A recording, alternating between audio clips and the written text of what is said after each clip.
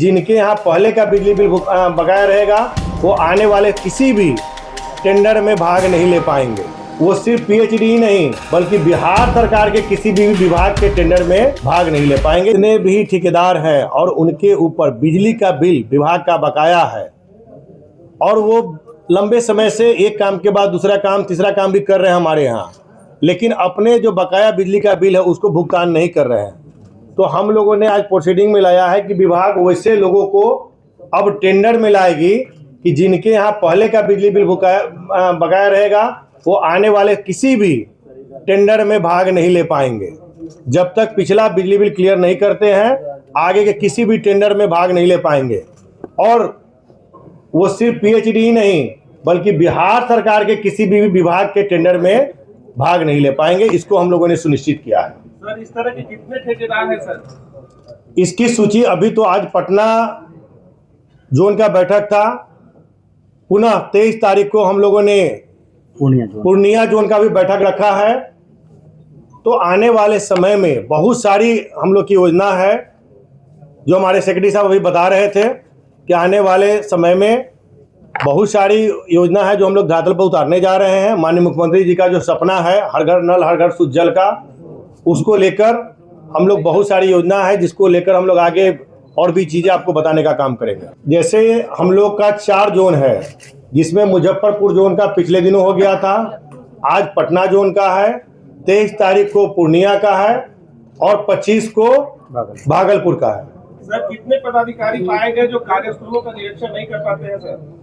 आज उनको इस चीज़ का निर्देश आज से दिया गया है कि आप दोनों जगह पर अगर मुख्य अभियंता हैं तो वो कार्यपालक अभियंता के ऑफिस में बिना बताए जाएंगे। अगर वो अपने कार्यालय में नहीं पाए जाते हैं तो फिर वो कहाँ है। अगर वो किसी कार्यस्थल पर विभाग के किसी काम में अगर है तब तो ठीक, लेकिन अगर वो अपने कार्यालय में भी नहीं है और जो विभाग का काम चला वहाँ भी नहीं है तो तुरंत मुख्य अभियंता उनको वीडियो कॉल करेंगे और उनको देखेंगे कि वो कहाँ पे हैं। अगर विभाग के अलावा अगर कहीं तीसरे जगह पर पाए जाते हैं और बिना अपने सीनियर पदाधिकारी को बताए हुए अगर कहीं जाते हैं तो तुरंत उस पर मुख्य अभियंता तुरंत कार्रवाई करेंगे। सर, ये जो जल नल का टेंडर है वार्ड पार्षदों को क्यों दिया जाता है? 7 निश्चय 2 योजना के लिए राशि का भुगतान पूरी तरीके से कर दिया गया है। 7 निश्चय 2 का राशि में हमारे तरफ से कहीं कोई दिक्कत नहीं है। दिक्कत वही है कि जो ठेकेदार अपने कार्य को सही ढंग से पूर्ण नहीं कर पा रहे हैं, सही समय से पूर्ण नहीं कर पा रहे हैं या कार्य में कोताही बरत रहे हैं, उन्हीं को दिक्कत है। लेकिन जिनका कार्य सही समय से पूरा हो रहा है, जो समय विभाग के द्वारा दिया जा रहा है उसमें पूरा कर रहे हैं, उन सबों को कहीं विभाग की तरफ से कोई दिक्कत नहीं हो रहा है।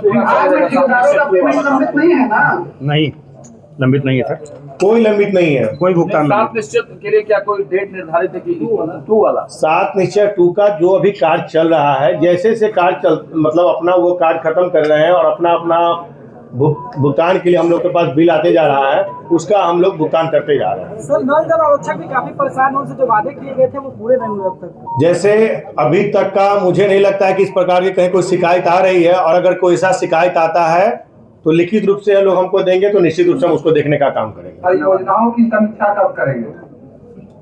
आज की जो बैठक थी उसमें जोन की सारी चीजों की समीक्षा की गई है, उसमें योजना की भी समीक्षा की गई है।